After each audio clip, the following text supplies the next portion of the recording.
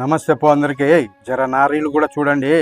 చాలా కష్టపడి అయితే నేను నా లైఫ్లో జీవితంలో ఒక్కసారి ఇల్లు కట్టుకోవాలని నేను ఒక అడుగు అయితే ముందుకేస్తున్నాను. చాలా కష్టపడి అయితే ఈ స్థాయికి అయితే వచ్చాను. ఇల్లు కట్టుకోవాలి అని ఒక చిన్న ఆశ. ఆ చిన్న ఆశ ఎంతో పెద్ద ఆశ అయింది. ప్రతి ఒక్కరికి ఉంటుంది జీవితంలో ఇలాగే. మరి నా లక్ష్యంతో, నా అనుకూలంతో, ఎంతో పట్టుదలతో నేను ఆలోచన చేసి మా అమ్మ నాన్న ఆస్తులతో ఇల్లు కడుతున్నాను. మరి ఇలాంటి ఆస్తులు ఎంతమంది దక్కించుకున్నారో, మరి వారి ఆశయాలు ఎన్నున్నాయో, మరి ఒక్కొక్కరికి ఒక్కొక్క జీవితంలో ఒక్కొక్క ఆశయం అయితే ఉంటుంది.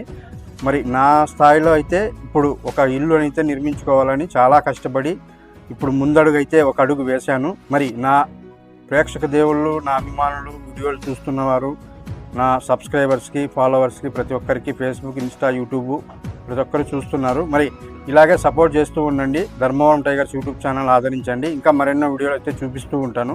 మరి విషయంలోకి వెళ్తే చాలా కష్టపడి ఇల్లు అయితే నిర్మిస్తున్నాము. ప్రస్తుతానికి ఇల్లు కట్టుకోవాలంటే ప్రతి ఒక్కరికి డబ్బు అయితే ఉండాలి. డబ్బు లేకపోతే ఏ పని కూడా జరగదు. అయినా కూడా చాలా కష్టపడి నేను ఎంతో ఆలోచనతో ఒక ఇల్లునైతే నిర్మించుకోవాలి. నాకంటూ, నా కుటుంబానికి, నా ఫ్యామిలీకి, మరి నా పిల్లలు కూడా ఇంకా ఇప్పుడిప్పుడే వారి ఎడ్యుకేషన్ కూడా ముందుకైతే వెళుతూ ఉంది. ఇప్పుడు మా పిల్లవాళ్ళు నెక్స్ట్కి ఇక 10th ముందుకి అయితే వెళ్తూ ఉంటారు. దానివల్ల రేపు భవిష్యత్తులో వారు చదువుకోవడానికి ఎంతో ఖర్చు అవుతుంది. మరి మన చేతుల్లో అయితే చాలా కష్టపడి డబ్బునైతే నిలువ చేసుకోవాలి. లేకపోతే వాళ్ళు చదువు కూడా వృధా అయిపోతుంది. చూడండి, మా మామగారు కూడా ఎంతో కష్టపడి ఆయన మా ఇంటి కోసం అయితే చాలా కష్టపడుతున్నాడు. ఎంతో ఆయనకు కూడా కృతజ్ఞతలు.